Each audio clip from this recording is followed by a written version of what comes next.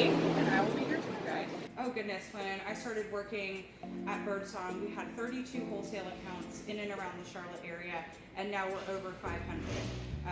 And that includes grocery stores, Target, Trader Joe, and stuff like that. We're also now working with distributors in the Carolinas, so you can find us as far as the Charleston area and all the way out to like Boone and Asheville.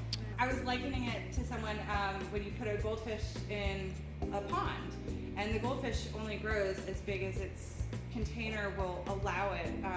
And so now that we've moved into this space and we have so much room to grow, we've kind of goldfished around that a little bit, and we're growing. We've got hops, malt, yeast, and water.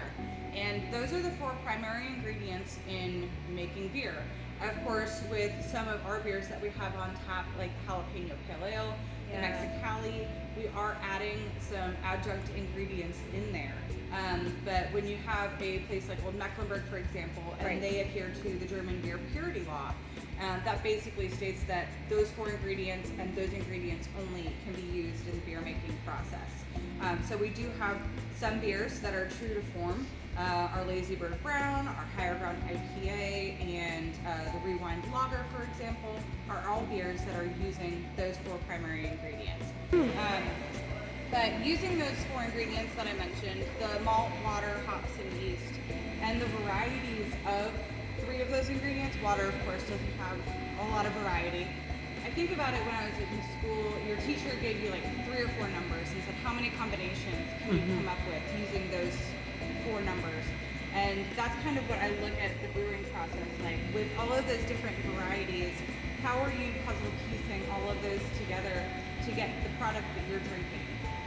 And by tweaking one ingredient, like one hop, or the amount of malt that is being used in that, you might get a slightly different mouthfeel or aroma or taste.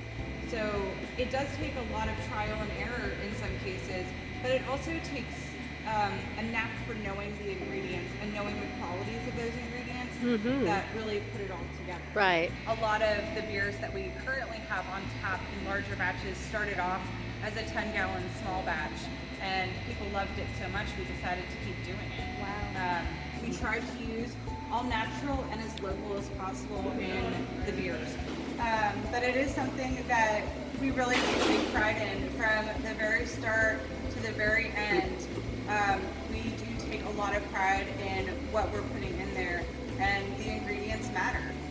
So we try to use local farms and gardens where possible to get some of that fresh produce.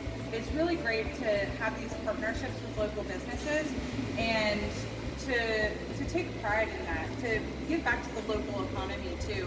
And that's something that those businesses can have a little, take a little license over. It's like, well, my product went in that. And our customers can feel good about drinking a product that they know was sourced and created locally. When it comes down to it, at the end of the day, you can have a great product, but you have to have people who are invested in that. And that's something that we really value here.